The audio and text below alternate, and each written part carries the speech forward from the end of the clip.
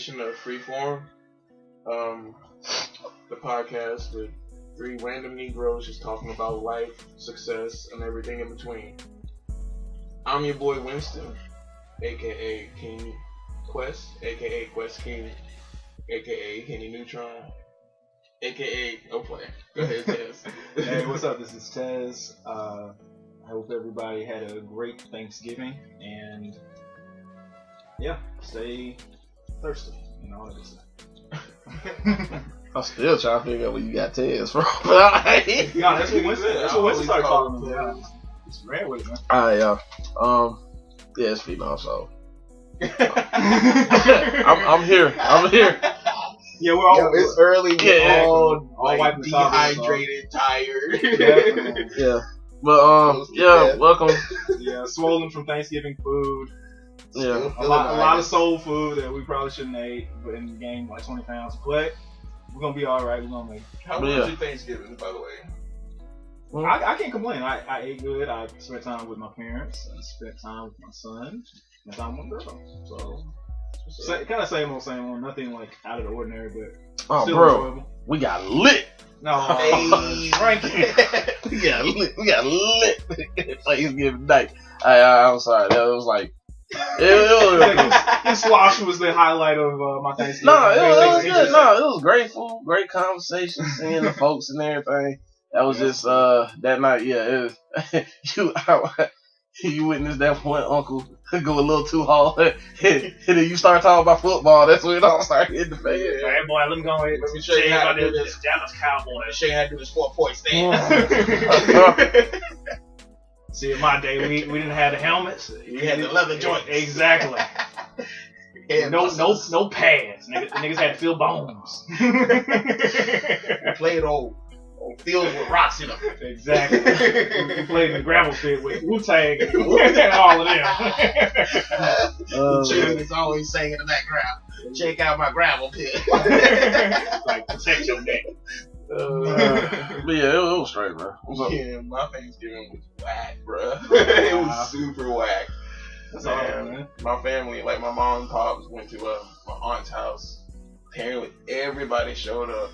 I couldn't even go because I had to work that night. Yeah, so I know you had to work. BCH is never mind. Exactly. It's a great place to work. We support our local hospital. They save lives. Sure. There's hard-working people there. Yeah. So it has no comment. That's from the lack of sleep. Nah, please forgive me. It's like, please forgive me. And Brian Adams. Ain't that Brian Adams? Oh, I think so. Robin Hood. Oh man, yeah. You talking to Kevin Costner joint? Yeah. Oh yeah. Morgan Freeman, Kevin Costner. Yeah. Can't go wrong. Men in Tights. No, not Men in Tights. I'm talking about the dude that played the sheriff. Sheriff from Nottingham? Yeah. Snape. Ain't that the same guy? No. Yeah, it should be. Snape? Snape as No, Snape. Snape. From Harry Potter, the dude that died this year. He He was also Alan Rickman. Yeah, Alan Yeah, Rickman. exactly. Also Hans Gruber. Really? Hey, Really? Die Hard, son. Wow. I didn't even think about this. Dude, that's crazy, man. Yo, we're finna jump into these topics real quick. That goes right. Alright, first topic. So what y'all think about Kanye's recent shenanigans? It was crazy. Yeah, It was crazy. I'll take that one first. I'll have first dibs on that one. Man, I don't know. I honestly I wanna feel sorry for him, but there are a lot of things at his disposal as far as the quote unquote exhaustion. Exhaustion makes you pop off like however many nights he did on Jay-Z and saying I support Trump. I mean that's exhaustion. No, don't forget, get over racism, black people. Yeah, get over racism thing.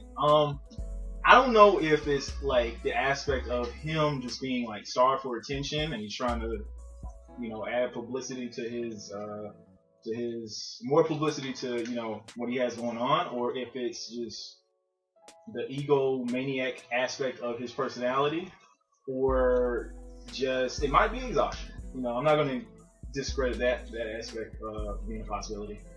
But Kanye needs people. He needs buffers. He needs a lot of buffers. This nigga need army.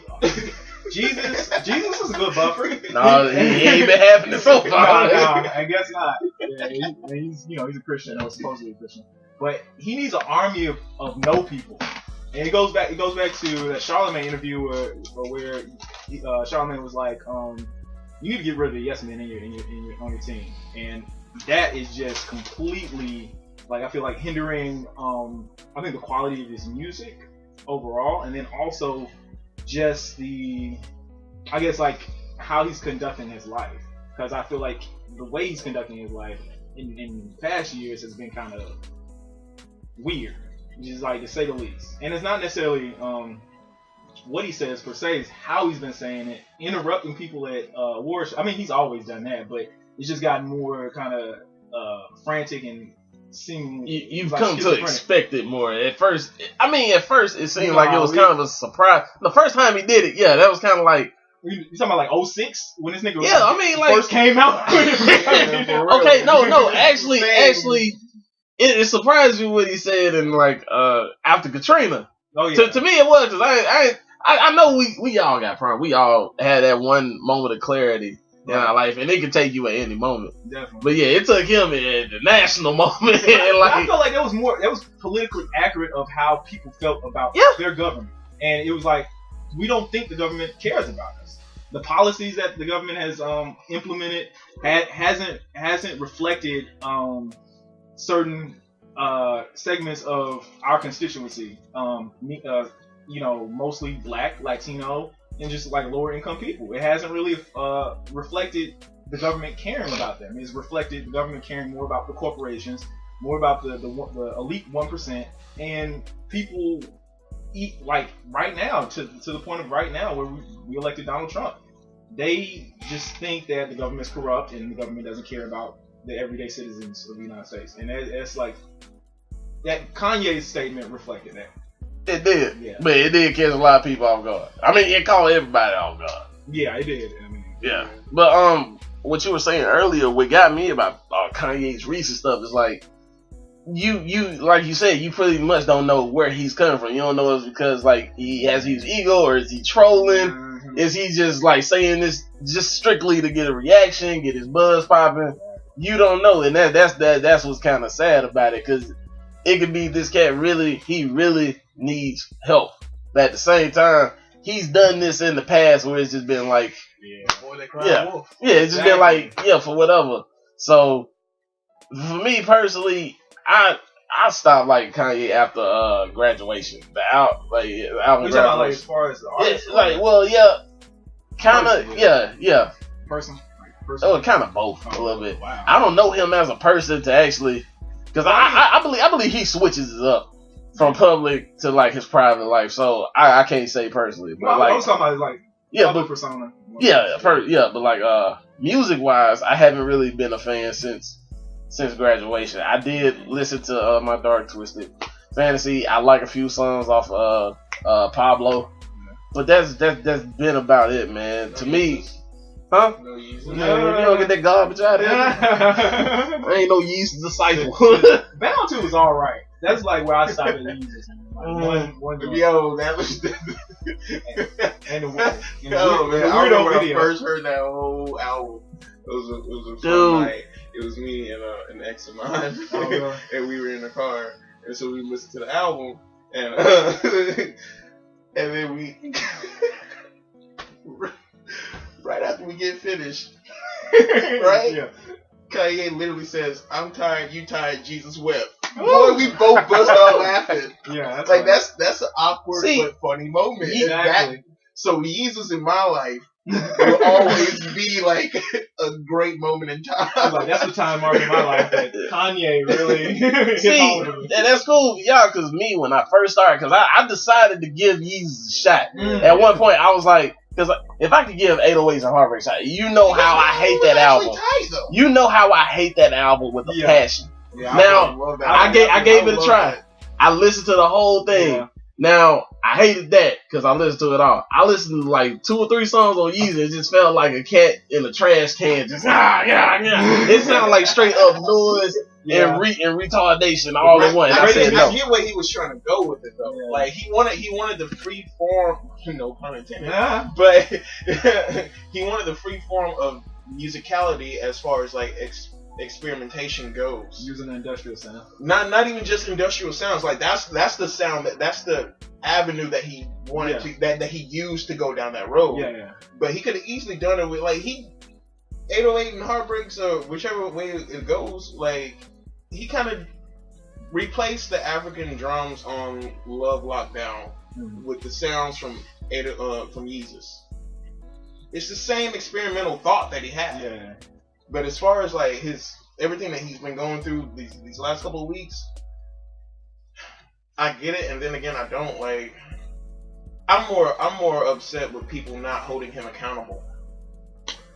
That too, because I know what you mean. People's giving him passes. He's giving him passes, and I'm like, bro, how many of you folks out there still giving him passes are dealing with bipolarism, or however you want to call it, the adjective form of that word. Yeah.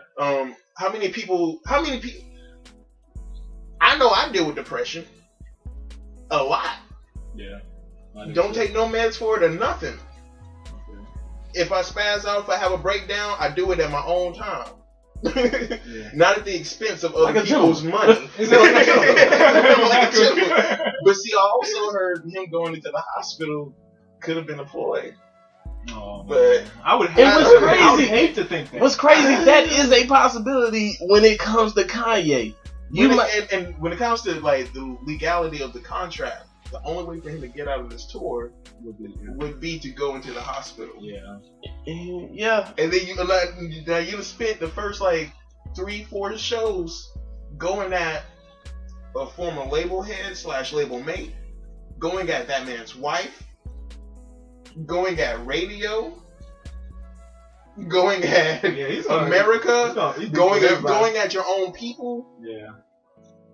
And even with that being said, like I don't mean like, oh, we're just this one monolithic, group or whatever. But like you as a black man, knowing that the majority of the crowd is is a group of white people, it seems a little suspicious from other black people. Like, yo, like, what you really trying to say? Right. What you really trying to do? Are you really trying to throw us under the bus right now? And the constant contradictions throughout his career, because like in the beginning he's all, I guess he's for the people. He's talking more for like people from Chicago who didn't have nothing, who came up, and you see him switch his tones over several occasions, going like, "Yo, man, y'all just need to get over like the whole racism point. You need to get over racism, or you need to stop playing the black with that. Yeah, stop playing the black card. I can understand not playing the black card, but telling people to get over like something that's been happening since our ancestors touched down in this country is ridiculous. Yeah. And another thing is it's crazy because he says, I'm not for the corporations, I'm trying to make it so I can inspire you to be your own boss or like be for the people. But then you turn around and say, hey, yo, we gotta do this for court. Like the whole Tidal Apple thing. Like he said, I hate Tidal, I hate like big businesses having this monopoly for themselves. But then you go around and say like, hey, y'all just need to come together so we can come together and make one big monopoly for us to stream this shit. I was like, what are you talking about? But even with that, I see the thought process behind it. It's like with him saying that with Tidal, it's like, okay, Tidal is purportedly ran and everything by Jay. And Jay's an artist. Yeah. It's not even just about it being black owned. He's an artist. Oh yeah, but the artist. You know what I'm saying? The artist. And so he's like, and Tidal was built on that platform. Like the artist owns this. Yeah, exactly. The artist. And so I see what Kanye is doing by like that. And so I'm not mad at that at all. But it's the same thing. Like I would just point at the example when he's talking about corporations. I would just point at examples of like you coming at Versace or whoever fashion designer stuff or whatever. It's like, bro, like you keep throwing yourself out there and coming at these people, then you go around and knock on their door and say, hey, can I still come in here? Yeah. Like, bro, you can't do that. You help me. You can't burn bridges and then thinking they're gonna throw you a rope to like swing over there like Indiana Jones. You can't do it. Yeah. Final thoughts about that? I mean, man, get yourself together, Kanye. God, that's I don't really pull it in, bro. There's nothing I can really say that like add anything to what we already said, because Kanye is just like a very complex, very like unique individual. exactly, Yeah. very polarizing individual. He's I would say I would go as far as saying he's a genius in music, but at the same time he's very like complex as far as personality. Sometimes you love him, what he says, and it's inspiring, and then other times you're like, bro, you should have shut the fuck up and let that thought pass. You shouldn't have got on the stage. You shouldn't have interrupted that person you interrupted, and you should have just like been one of the crowds. The craziest thing to me is like, he was up here. He literally ranted about how he was supposed to win Best Video and then present Fade. And it's like, bro, you still got to present Fade, and then like, and you did it with a Coke and a smile. Yeah. If you wanted to rant, you should have ran it then. Yeah. But whatever. I don't know. I low key feel like he has like the hugest inferiority complex and like underdog. Gotta be. He got both of them. It's like he has superiority. I think that's insecure. I think the superiority aspect is insecurity, but I think his inferiority complex comes from niggas fronting on him from like back in the day, Rockefeller, before that, and it's just like he's always felt like people fronted on him, and people didn't recognize his skill set and his talent, and it's just like this lingering thing. People have said he's like, one of the most inspirational figures of his generation, especially in hip hop, and have been influenced by the music he makes. Whether you talk about Childish Gambino, Drake, Chance, Big Mensa, like people that are great artists, and then Kid Cudi. Like that's hard, yeah. Like, we ain't gonna go in there. Yeah, that's another. I'm laughing because of how he came. Just for the audience. Yeah. Just how he came at Kid Cudi. Nah. And then turned right back around and invited him out. But it's like, man, look, like just. Final thought. He should have called Kid Cudi. My bad. No, I thought you were going to start. I was like, go ahead. I mean, I just feel like the same way that you talking about how Jay should have called you, instead of you ranting about Kid Cudi, you should have called Kid Cudi. Like, how you gonna expect one man to treat you one way, but you shit on a whole other human being, right, going through the same mental issues probably that you going through, which is probably why y'all were friends to begin with, because misery bonds us a lot from times more than commonality. Definitely. Yeah, definitely. And you gonna dog this man out and then bring him out on stage after the fact. Yeah. But you expect Jay-Z to call you while you still dog. Like, come on, dog. You should have called Kid Cudi. A lot of people should. Like, everybody got Twitter fingers. But see, the thing is, man, look, when you got Twitter fingers like that, man, type it out and erase it. Man. Well, type it out. Type it out on Microsoft Word. Because I've done that. Because I think How many times y'all been talking to a girl or y'all broke up or whatever, you just typed out this long message. Yeah. You just read it back just to be like, all right, cool. And then you erase the whole thing. Like, just to be like, all right, cool. I just had to get that shit out of me. I kind of feel like a sucker if I send this, so I'm just going to erase it. I'm sorry. I feel you. All right. My final thoughts on Kanye. Like I said, bro, get your shit together. And then to piggyback off what Terrence said, okay, I would want to call this cat a genius, but for some reason, I just think if I was like, man, I think the cat's a genius, I think he's gonna hear it somewhere in the force. He's gonna be like, I knew they loved me. I mean, trying to give him the satisfaction. Yes. He goes Popeye over it. He's like to the Lord, he has a hood on. Like, yes. I don't know, that's just like something back in my mind, man. I don't want to give him that luxury, so. Yeah. Other than that, I think it's just more going on in the world for me to worry about Kanye. True. Yeah. I mean, but hey, that was topic. Yeah. Alright, next topic. Hypermasculinity. I'm gonna let y'all go about this. I started off like on Kanye, the Yeezus. I think hypermasculinity is whack. Honestly. Like, cause it's like, for me, like, how I grew up. We grew up, like, we born in the projects, lived in the country, live in the suburbs. Right. You know what I'm saying? And so it's like, for me growing up, my dad growing up in Mumford, Alabama, like, come on, can you even find that on the map? Yo, can we Google Mumford? I don't know what that is. And so it's like, it's basically Anniston. Yeah, okay. And so, like, with that being said, yeah. So I believe it's basically but like somewhere in Mobile. Like, it's Anniston, same thing. Yeah. But anyway, with that being said, like, we grew up growing crops and stuff like that or whatever. I knew how to use an axe. Wow. Before like 13. Stuff like that. Like Winston, fun fact, he knows how to use an axe. I don't know anything about using an axe or anything like that. You try to sneak this. No. I'm putting the listeners on. Oh man. My man over here. Breakfast. Hold on. You got that Thanksgiving alcoholic dehydration. The Jack is still effective. Oh man, gotta love that JD. I'm sorry. If we ever get a sponsor, yeah. Let it be Jack Daniels. Let it be Jack Daniels. So Rock, Diddy, you can sponsor us. They say he vote for Trump. Really? No. I'm playing. Wow, you gotta sue us. All right.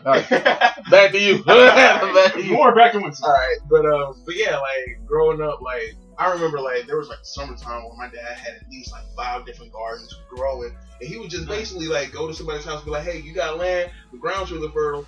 Is it okay?" Like on some sharecropping type shit. Mm-hmm. Like for real, it was like, "Yo, we'll grow, we'll pick what we need. You can have the rest. Do whatever you want with it. If it's too much for you, we'll pick the rest and we'll split the profit with you. Whatever." And so growing up that way or whatever, like I to me, in my eyes, manhood is knowing how to grow something from the ground. Okay, I'm not. Manhood is like if it's cold outside, can you go find a tree and chop it down? Yeah. You have the testicular fortitude, my nigga, to actually go get this and pull it back to the house. Mm-hmm. That's what manhood is to me. But then growing up, it's like, of course, like me being a nerd and stuff like that. It's like, okay, like should I identify more with the propaganda of what is my culture, which is thuggish, like the stuff that you see in the media, right? Yeah. And it's like looking around the city now, man. These people out here killing each other for stupid shit, bro. Like you ain't even got real beef. But you feel like you disrespected, so you gotta defend your manhood. And not, man, like, bro, you first and foremost, I don't even see you as a man, because if you got a kid, you probably ain't taking care of him. Yeah. That's especially making stupid decisions like that. Exactly. A man to me is somebody who ain't like, to me, like, I'm not afraid to show my emotions. Right. On the Kanye tip, I'm not afraid to show my emotions. But at the same time, I'm a gentleman enough to keep it in check. Yeah, exactly. If I'm a crying, I got a girl.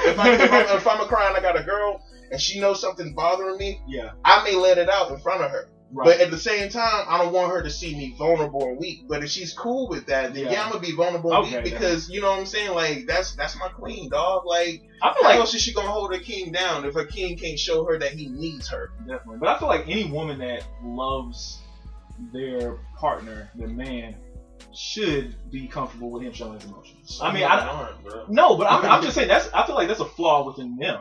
Because if you want the tough guy, or you at least want somebody to protect you. You want that exterior of somebody is willing to protect you, somebody is willing to defend you, somebody is willing to be a provider and all that stuff. And you don't want to give them the leeway to be a human being, or not even the leeway, but just they can't be a human being with you. Like I don't get that. I don't get how you can want somebody to go out in the jungle, bring back the food or whatever, defend everybody else that's trying to take the food, and then not be vulnerable and not have like certain things that affect them and bother them, and not be able to express that to you. Like I've never understood that. That's a crazy thought process. And I don't even respect women that like just be like, I want a nigga to be a thug, but then this nigga break down crying or something happen and he's affected, and you like, that nigga weak, that nigga pussy. Like I don't get that, and like I said, I don't respect it. But okay, I guess on my end, as far as hypermasculinity, I guess I grew up mostly being around my mom, and kind of me and my dad had kind of a tumultuous relationship. He worked, and every now and then he spent time with me. But I just grew up being more in touch with my feelings, emotions, being more vulnerable in a sense. And then it's kind of like when I got around men or boys at the time, being a young teenager or whatever, then it's like I had to kind of curtail and kind of like, adapt to, okay, you around guys. If somebody really hurts your feelings, don't cry, don't do this. So it's kind of like I had to, adapt that around, the guys, quote unquote. But when it came to females I was around, as far as like girlfriends or, well, not potential girlfriends, but people that, it's spoken or it's like set in stone, okay, we're together. I felt vulnerable around, and sometimes, it'd be a situation where, okay, they might see me crying, and I know there's been like maybe once or twice throughout my life that there's been a female like, "Why are you crying?" And they give you a hard time because you're being vulnerable around them, and then that's one inclination that I know that's not the person. But when it comes to like, I guess the definition of hypermasculinity, or I guess to piggyback on what Winston said, being a man, I think being a man is definitely taking care of your family, being about your business, and being about what you need to accomplish, and being a great leader and being a great provider for your family. Provider and being a leader, I guess that's kind of a universal thing as far as men and women. But you have to be able to, just on the man's end of the spectrum, you have to be able to protect your family and make sure that you're guiding. If you have kids, and I have a son, you're guiding your children in the right direction, and you're teaching them things that whenever they turn 18 or 19, if they go to college or they join the military or they take up a trade, when they get out of the house, they're going to know how to conduct themselves. They're going to know how to be motivated. They're going to know how to be autonomous and decide things on by themselves. So when it comes to like hypermasculinity, I feel like you have a lot of men that either didn't have great father figures or didn't have any father figures, and they're running around trying to please other men in around their community and trying to live up to whatever image they think that being a man entails, whether it's like being gangster or it's being like women, womanizing, or taking advantage of anybody that they can take advantage of, and not be the sheep to the to the wolf, to the wolves that they perceive that are around them.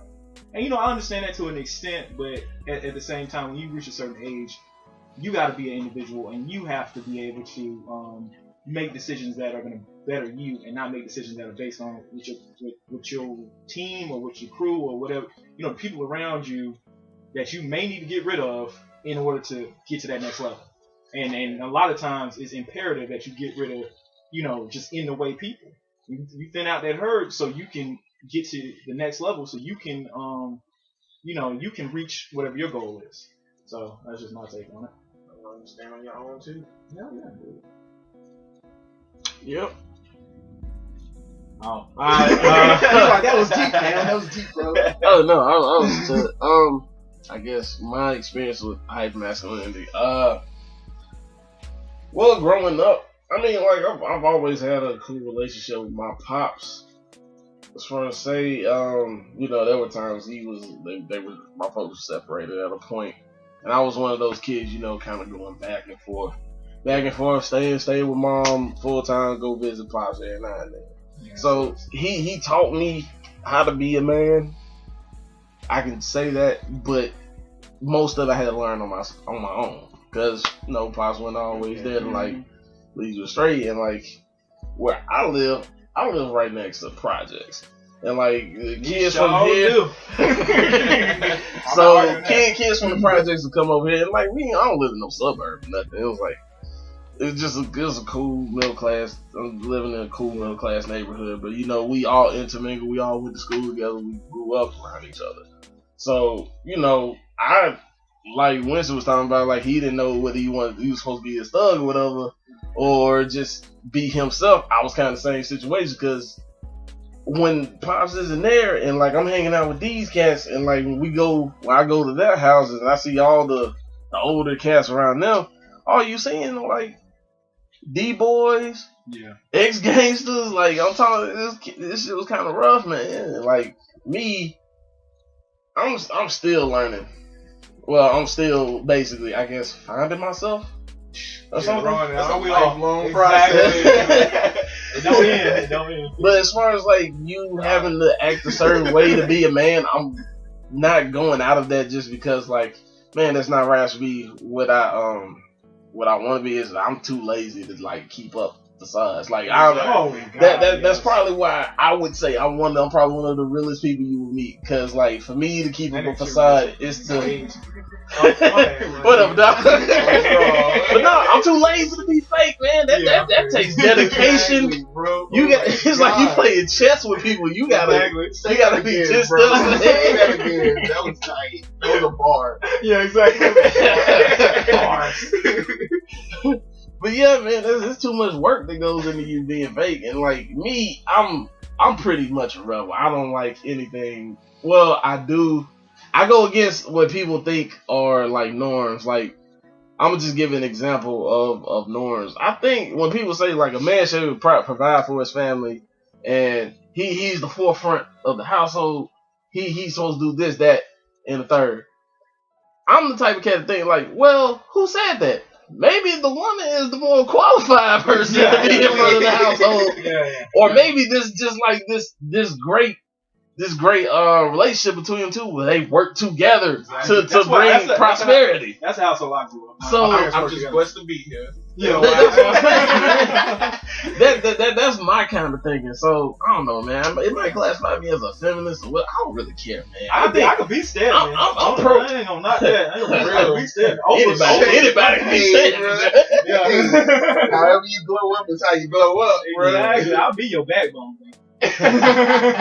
But yeah, I'm more about equal opportunity. I'm more common sense than anything. Yeah. So to me, anything that doesn't really make sense, I'm gonna have a problem with. Oh, yeah, if it's like, you're the man, you gotta be in front of the household. Well, what if I don't have a job? What if my job is so ass right now? I'm still looking for something, but my wife is making like she's like a lawyer or somebody. You know, I'm still trying to come up. You mean to tell me I'm just supposed to be mad at her the whole time that I can't? Yeah, that I can't find like why not let her work with me? Why do I have to be ashamed to accept help from somebody? Or why am I expected to be this hard cold figure when it ain't really me? Yeah, and this is a great conversation because it's like people don't understand how often like hypermasculinity leads to such discontent and inner turmoil within a man, and because of his inner problems and his demons, how he takes that out and it reflects on the woman,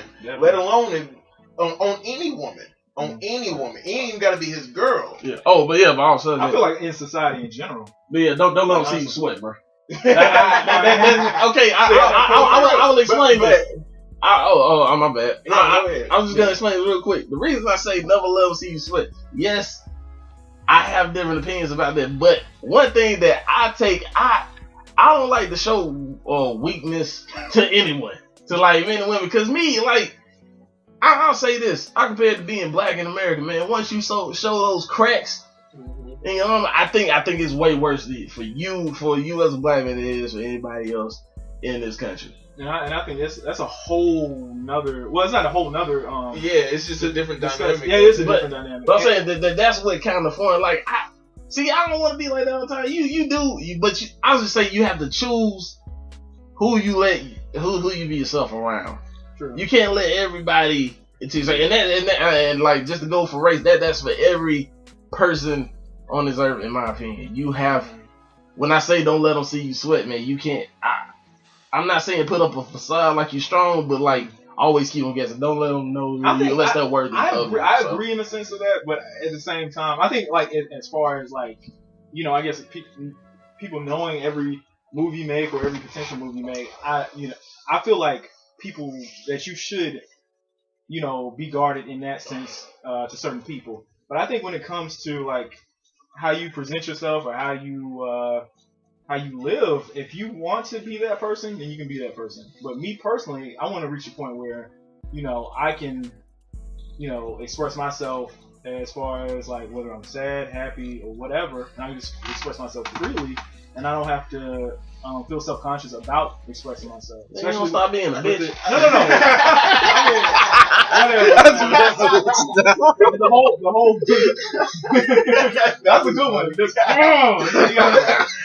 like bars today, man. That was a rocky comeback. That was a very good comeback. But as far as rebuttal, yeah, that was a rebuttal I wasn't even looking for.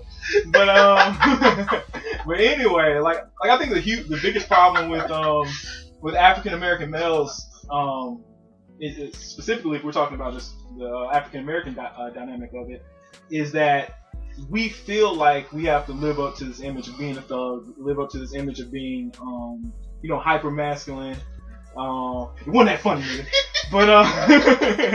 But yeah, we feel like we have to live up to that image, and I think a lot of times like we emotionally stun our growth, and we emotionally disconnect from fully being a fully realized human being. Like I don't know what it's called, but self-actualization. Exactly. Yeah. And who you want to be or who you feel like you can be, you're not being, or you don't know to be that in order to be a better person. So you're, like I said before, you're trying to live up to this idea of what you feel like being black is, what being a man is, and you're I guess giving up that independent aspect of being a human being. And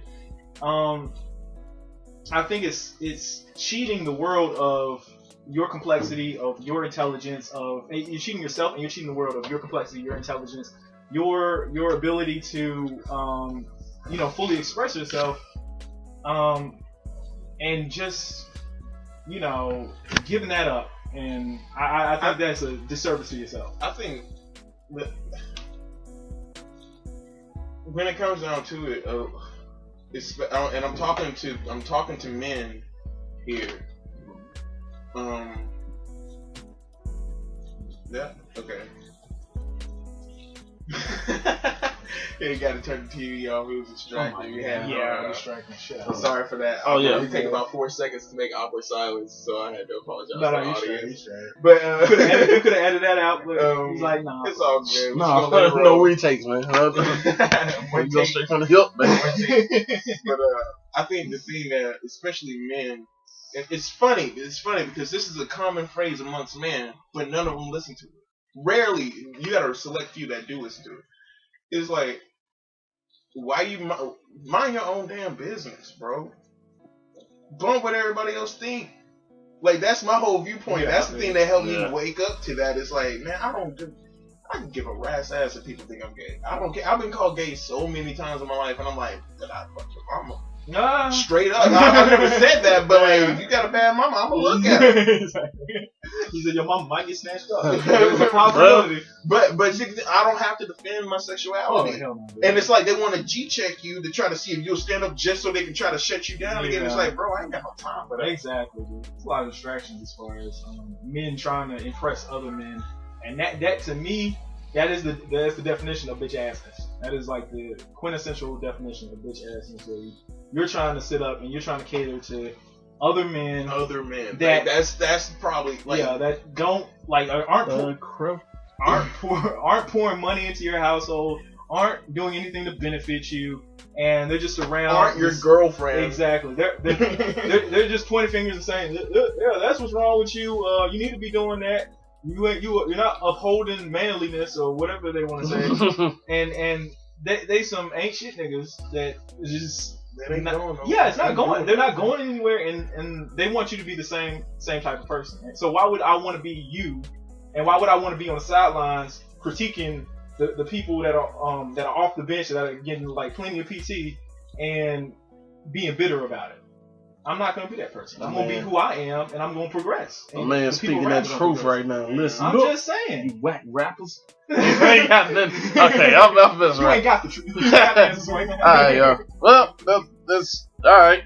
That's our thoughts on hypermasculinity. Well, it's just we just felt like hitting on it. So, in this more light-spirited conversation, let's talk about some of these Black Friday fights that's happened over the years. Say you lead off of that. The hand game is happening. Said is Okay. the man you talk to. Here's my thing about Black Friday. I think it is one of the most pointless days out of the year. I disagree. No, Listen, man, everybody's fighting. Everybody be out here fighting over Insignia and Element TV.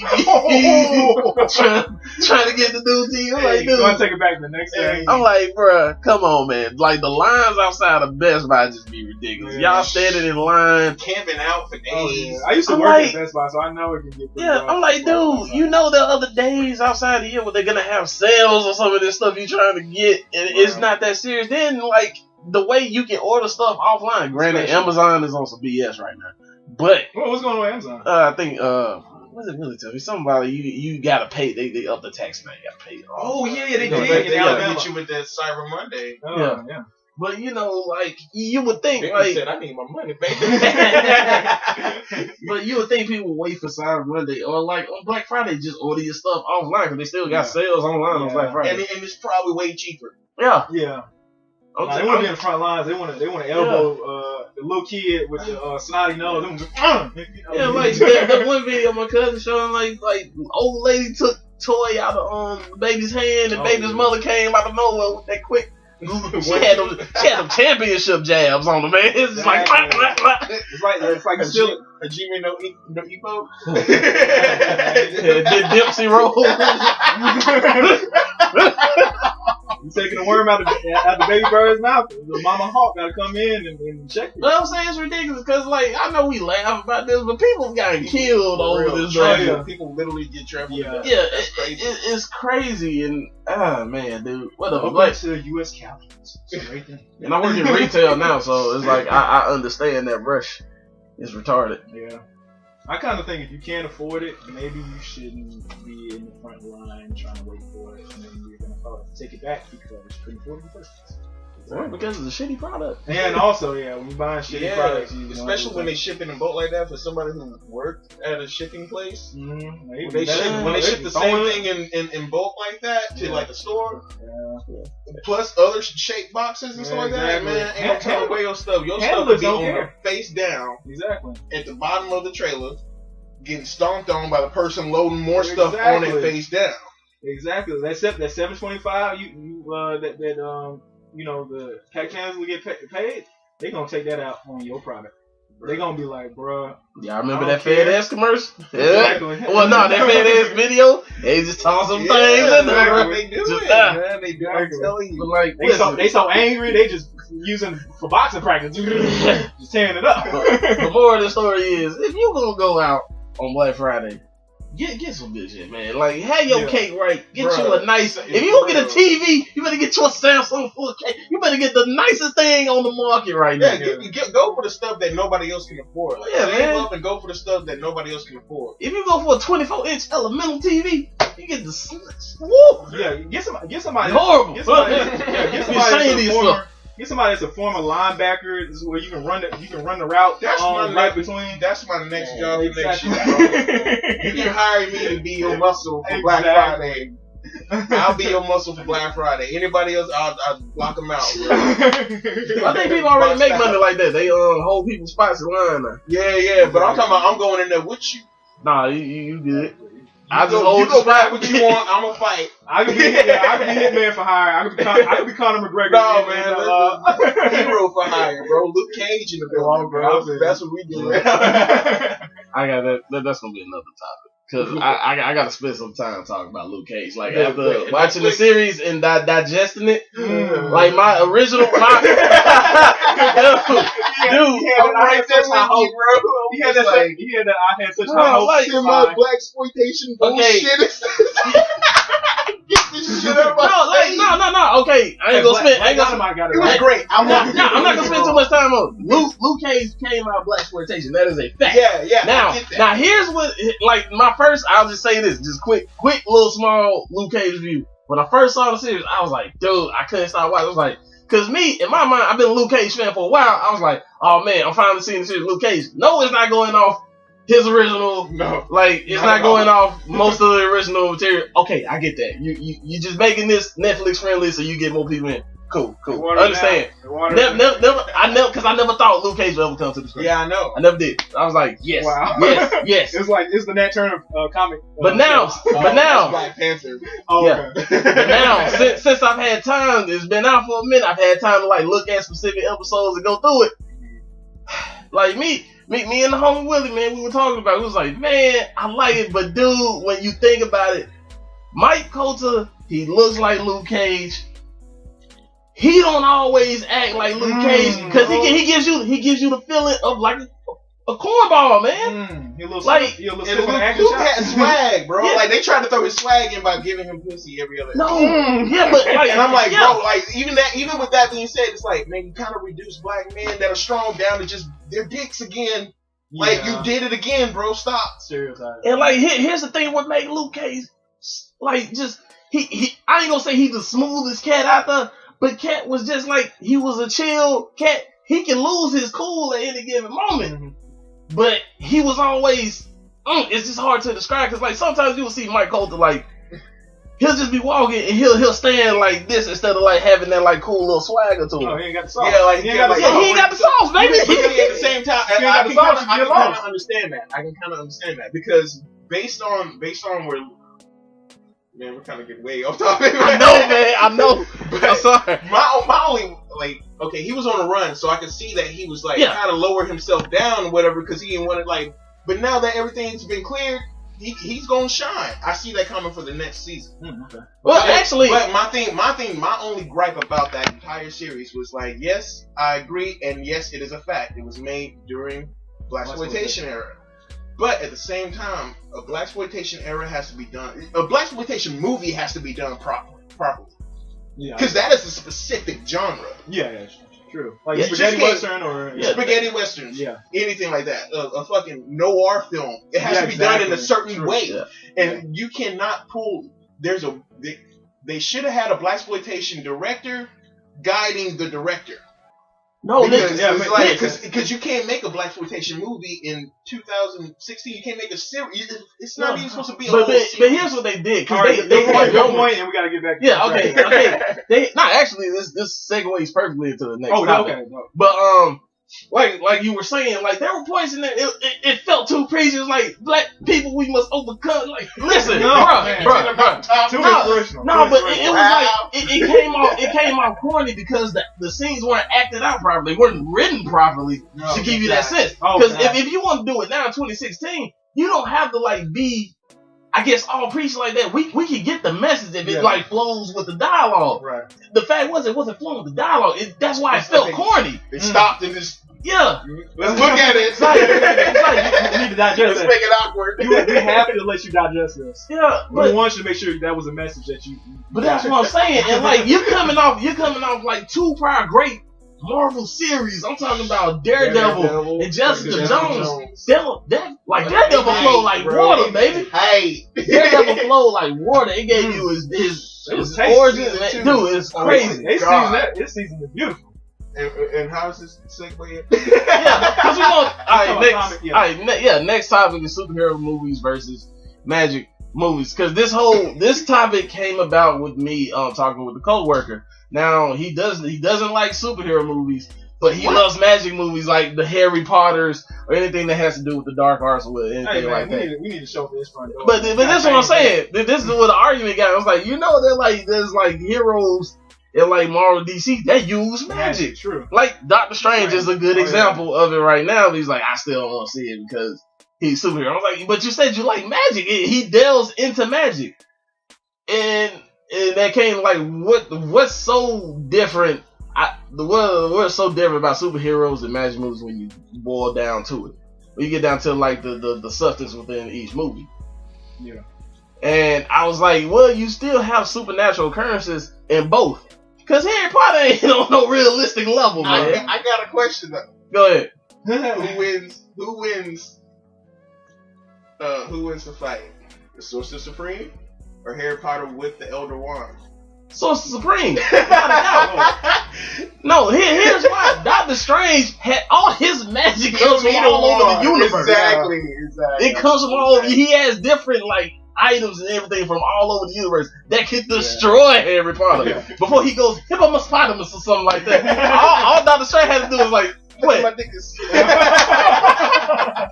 All he has to do is like, cause like in Doctor Strange they teach you about chi. It's like the inner energy you can materialize chi. Like Harry Potter has to, Kuzimus Danis or whatever. Like that. All Doctor Strange has to do is like this. I mean, the wall. Your name is a Thomas. Yeah, I'm like, it doesn't really matter. It doesn't really matter, Doctor Strange, man. He got you. You got Harry Potter hands down. You gotta come better than that. You gotta come direct. But I agree with you about, like all the Marvel movies particularly have kind of, it's not even about the supernatural aspect, it's about the uncanny aspect. You know what I'm saying? And like, if you actually look at the definition of the word occult, it just means unknown. Mm-hmm. And so it's like, yeah, we're gonna do some occult shit to this thing, call it Weapon X. Yeah. With that kind of description, you would think they're like, people not knowing that, you would think they were doing some magic shit to this person and they called it Weapon X. But really they're using science. And when you break down like the roots of magic and stuff like that, man, it all comes back to chemistry and alchemy and stuff like that. Yeah. So like, yeah, the fantasy realm is great, and I love that. But I guess my only dilemma is like the naming of the topic is like superhero movies versus magic. Is like, don't you mean like superhero movies versus fantasy? But they're both fantasy. Yeah, they're both fantasy. I mean, it's really no way to like. It's hard to talk. But I guess what I came with this time was more like, why would one person like one over the other? Yeah. If both of them I'm have team magic. I'm team superhero movie. It's like, well, nigga, all this shit still kind of imaginary. Exactly. Well, it's definitely like I like both genres actually. Like I grew up collecting comic books as well as like reading fucking Sword in the Stone and stuff. You know what I'm saying? Like I got my stuff on, bro. I will say I'm bigger on comic book movies, but I do like both. As long as the storyline and the characters are interesting, I'm not gonna say it's all the same, but it's it's something I'm open-minded about, and I'm willing to give it a go. And especially like the people who can't decipher between the two or whatever, I'm like, bro, just look at Shazam. Shazam is a prime example of somebody who uses magic to become a superhero. Exactly. And we're getting the Shazam movie. Oh. Yeah, with really? The Rock, apparently. Yeah, The Rock, Black Adam. He's gonna be Black Adam. He's like the evil version of Shazam. Or Captain Marvel, actually. Yeah. Oh yeah, I know Captain. I'm sorry, the nerd in me came out on top. I'm just saying, like he is Captain Marvel. Fuck it, man. We just call him Shazam. I know. There's no point in calling him Captain Marvel, because as soon as you say Captain Marvel, people gonna start thinking about Ms. Marvel and freaking I like the comic book topics where it's like you think about the fact that Deadpool and what's my dude, Deathstroke are created by the same person. Really, that's funny. Yeah. And Slade Wilson and Wade Wilson. You know what I'm saying? Like Wade Wilson is Deadpool, Slade Wilson is Deathstroke. You just not got it. And it was like a middle finger to DC because they fired him. Wow. Okay. They didn't want him to create the character that he wanted, and so he's like, "Fuck you! I'm just gonna make the ultimate fucking being." Yeah. But he's gonna be ugly as shit. ugly as shit and funny. Yeah. The Merc with the mouth for sure. Yeah. But yeah, that I don't get it, man. Like, yeah, I was just like, you choose your fantasies because like we could easily break this down to like, okay, would you rather go see a comic book movie, whether it's Marvel or DC, or would you want to go see Twilight? Probably gonna pick DC. It's still fantasy. Why still fantasy? I know Twilight was kind of lit to me, bro. I ain't gonna lie, I loved it. I'm not. I haven't seen it, so I can't really speak on it. Your skin becomes diamond, bro. I'm not even gonna lie, man. I actually like because I went with like an X amount to like the first two, and then like the last few, like the middle one, I think I don't even remember how many movies there was. I know they split the last one into 2 parts. Yeah, but I think the third one I went to go see by myself in theater, opening night, because it was lit.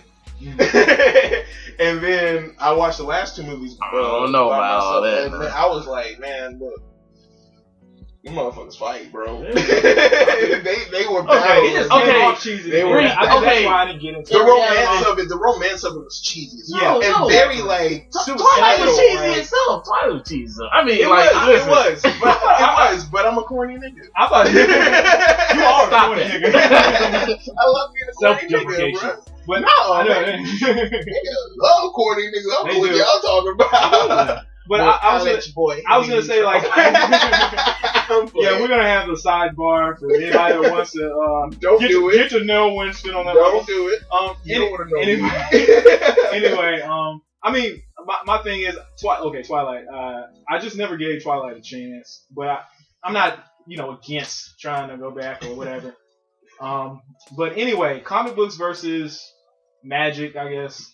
Like they said, I don't think you should make too many differences out of it, or feel like you got to be on one team or the other, because I feel like if it's a good story, if it's a good movie, if it's a good story, a good movie, I mean, if you want to check it out, check it out. Can I plug the comic book real quick that actually is based off of magic? Kinda. Yeah, I mean, yeah. There's this one called Lock and Key. If you Oh, ever I've get heard the of it, yeah. chances, man, Yeah, I've heard it of was that. so good. It's so good. But yeah. go ahead. Okay. I just had to give that some shine. Hey, yo, they giving us some money? You might have to hit them Nah, up. man, I just want to support. I love No, I feel you.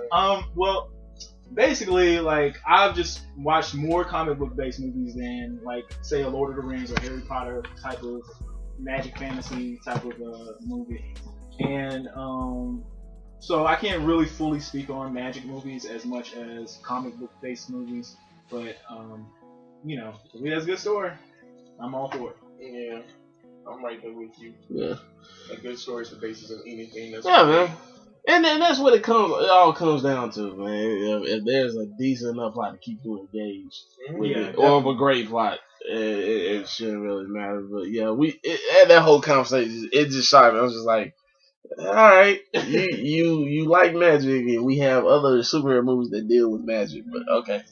Do you, bro? Do you? I think he's just trying to hate on superhero movies. Yeah, I don't know. But I guess since I'm still talking about, man, Wonder Woman it's gonna be lit.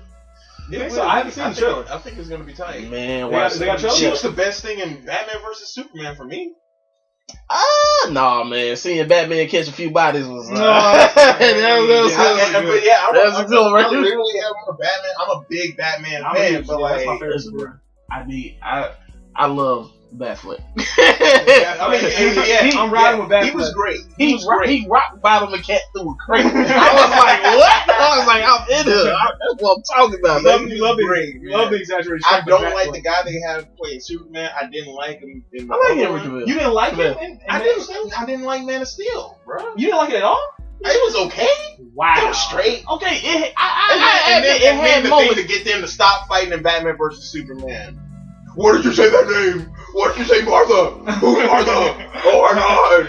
Like, come on, son. Are you serious, man? Bring Bane back, Hey, that please. was hilarious. Dark Knight Rises made me cry in the theaters, bro. Oh, yeah. You like okay? I loved we it. disagree on that. Wait, on Batman? No, yeah, Dark Knight Rises. It wasn't as great as people saying it I feel like it was to a me. lot of filler at the end. No, it was just I feel like- I get, like, looking back on it, I get why people don't like it, but at the same time, I have to go off of how it first made me feel. Yeah. You know what I'm saying? How it first made me. No, go ahead. My bad. I was just Okay. saying, man. You got to cut off in a minute. So. No, Close time out. They go flash for that shit. about to have a little technical difficulty, man, because we're running over. Let me go ahead and stop this. Hey, man, my bad. Yeah, my bad. We back. Okay, no, we're still talking about. Oh, Batman vs Yeah. Superman. Oh yeah. No, we're talking Dark Knight Rises. Dark Knight Okay, Rises. here was my here was my problem with Dark Knight Rises. I love that voice. No, but I love that voice, even though half the time you couldn't understand Look, it. I couldn't understand him like the first half of the freaking movie. I was just sitting there like everybody was like, oh, yeah. Sean Connery should have took a loss injury before he did that, man. Man, but Sean Connery I'm should not have saying it wasn't dope though. I mean, it was still cool, but like, And then I was coming off like seeing the Raid, and when we had these action scenes in Batman, I'm like, wait a minute now. I think the Raid spoiled me as far as action goes. Because I'm like, Batman's supposed to be he's the ultimate martial artist. He's human perfection, like martial arts wise. Same thing with Bane. I'm thinking like, man, we about to get the rawest hand to hand fighting scene. I feel like it was realistic though. And it wasn't super exaggerated. I feel like I think for me that's what I dug about it. It's like the choreography was based off of like, could he really spin around and kick 3 people in the jaw at one time? Exactly. Probably not. In real life, Batman probably couldn't pull that off. Eco and Waste could. I don't Eco and Waste could break your arm with his elbow. He broke. No, freaking the Mad Dog broke a man down with elbows. That's possible. That's one thing that people have to be open-minded and not compare movies and kind of like let things breathe on their own. Nah, fuck that. You get perfection. That's one thing that like that's a pet peeve of mine as far as like people watching certain movies and like it's not that one. It's not that movie. It's not supposed to be. But hey, I'm not taking shots at said, but as a general public, taking shots. I done roasted that all day. You gotta give up, man. Oh. But anyway, I guess as far as that's concerned, like that Dark Knight Rises movie was, I thought it was all right. I think like I was saying before, I feel like there was some filler, from the time that Batman got his back broke. And to the time that that hurt my soul. Exactly. I saw it happen. I was like, no, exactly, no. To the point where he was in prison and Bane was wreaking havoc in Gotham. That whole point where it's like, is it New York? Oh yeah, I'm right. Oh yeah, I gotta go. Yeah, edit that out. All right, we just wrap it up real quick. Okay. I mean, yeah, we'll pick this up next week. We'll pick this up, y'all. Dark Knight why we love and hate it. Yeah, one of us has to go. They're not a team player. I'm just I'm messing with you, bro. But team got kids. But outro. So, outro. I guess I'll start out. This is Tez. Thanks for listening to Freeform. We appreciate your viewership, and we want you to continue listening. More topics, more laughs, and give us suggestions, positive, negative feedback. If you give us negative, say it's gonna come to your crib. It's not gonna be pretty. But you can still give negative feedback. I'm just playing. But anyway, this is Tez. Check out Phenom Soul on YouTube. He has gaming and other good tidbits for you. Next. Like you said, man, just check it out. Hopefully you like it. If you like it, hit the like button. Subscribe wherever this winds up, YouTube, SoundCloud, whatever. We're working on multiple platforms trying to get this thing out. But yeah, I hope you guys enjoy it, man. Just stick around, grow with us, learn with us, love on us, and we'll love on you. Not in a sexual way. I'm not single, so you can't love on me. In a sexual way. My girlfriend gonna love cut you trying to love on me. I'm just saying. But yeah, y'all, thanks for tuning in. Check out the channels. I believe we're gonna make one specifically for this podcast if we haven't already by the time of this upload. But yeah, man, check us out. Links, all the socials and everything will be in the description. Hit that like button. Subscribe. Love y'all. Peace. Freeform out. Hey.